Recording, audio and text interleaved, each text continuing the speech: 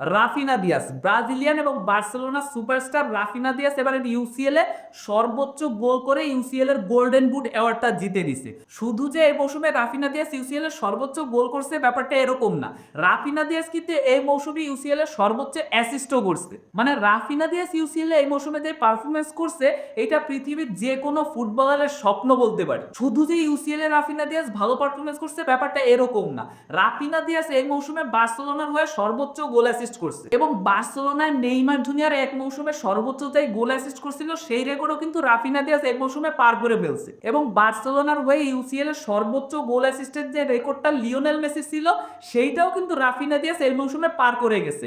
Even UCL হিস্ট্রিতে সর্বোচ্চ গোল অ্যাসিস্টের যে record যেটা কিনা এর আগে ক্রিস্টিয়ানো রোনালদো ছিল সেইটাও কিন্তু রাফিনা দিয়াস ধরে ফেলছে। এখন বর্তমানে যৌথভাবে ক্রিস্টিয়ানো রোনালদো এবং রাফিনা দিয়াস এক নাম্বার পজিশনে আছে ইউসিএল হিস্ট্রিতে এক মৌসুমে গোল অ্যাসিস্টের যে হিসাব সেইটাতে। মানে এই যে পরিসংখ্যানগুলো এইগুলো শোনার পরে হয়তো আপনারা অনেকেই বুঝতে পারতেছেন যে রাফিনা দিয়াস এই মৌসুমটা এক কথায় স্বপ্নের মতন পার করছে।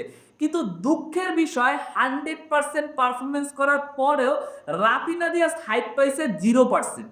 মানে এরকম পারফরমেন্স করার পরেও গতকালকে গোল্ডেন বুট অ্যাওয়ার্ডটা জেতার পরেও মিডিয়ার ডাকি নিয়ে কোনো হাইপ দেখবেন না ভাই। কয়টা পোস্ট দেখছেন রাফিনা দিয়াসকে নিয়ে এই পর্যন্ত আপনারা বলতে পারবেন? রাফিনা দিয়াস এই মৌসুমে যে ইউসিএল এর সর্বোচ্চ গোল অ্যাসিস্ট করছে যেটা কিনা হিস্ট্রিতেও সর্বোচ্চ, এতগুলোর দরকার নাই। শুধুমাত্র যদি এই মৌসুমে সর্বোচ্চ গোল করতো লামিন ইয়ামাল তাহলে কি পরিমাণ হাইপ পাইতো একটাবার চিন্তা করে দেখছেন? এবং লামিন ইয়ামাল এটা করার পর যে রাফিনা দিয়াসের থেকে 10 গুণ বেশি হাইপ পাইতো তার প্রমাণও কিন্তু আমরা পেয়ে গেছি।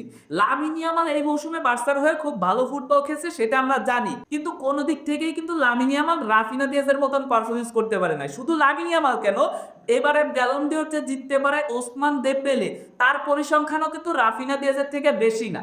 যেহেতু ওসমান দেমবেলের দল পিএসজি ইউসিএটা জিতে গেছে এই জন্য হয়তোবা সে আগায় গেছে ব্যালন ডিওর রেসে, কিন্তু তার থেকেও কিন্তু বেটার পারফরমেন্স করছে রাফিনা দিয়াস।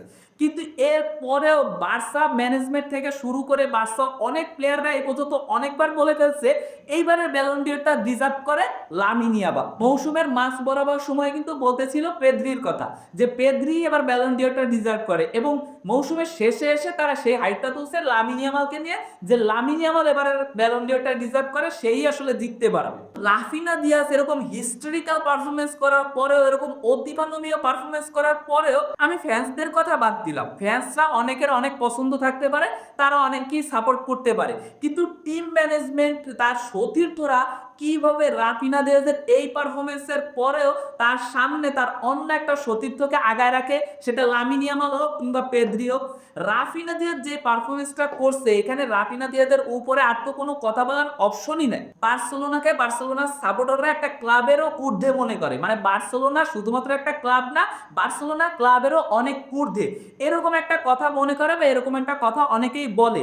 কিন্তু লজিক্যালি একটা জিনিস চিন্তা করে দেখেন যে বার্সেলোনায় স্প্যানিশ ফুটবলাররা ছাড়া অন্যান্য যে সমস্ত ফুটবলাররা আছে তারা কি তাদের প্রাপ্য সম্মানটুকু কখনোই পেয়েছে? সেটা রাফিনা দিয়াস, নেইমার জুনিয়র এদেরকে বাদ দেন, আপনি লিওনেল মেসি যে কিনা বার্সার ইতিহাসের সর্বকালের সর্বশ্রেষ্ঠ ফুটবলার, সেও কি তার প্রাপ্য সম্মানটুকু পাইছিল বিদায় বেলায়? না, পায় নাই। অনেকেই বলতে পারেন হয়তো ওই সময় কোভিড-19 ছিল, দ্যাটস ওয়াই তাকে সেইভাবে আসলে বিদায় দিতে পারে নাই বার্সেলোনা।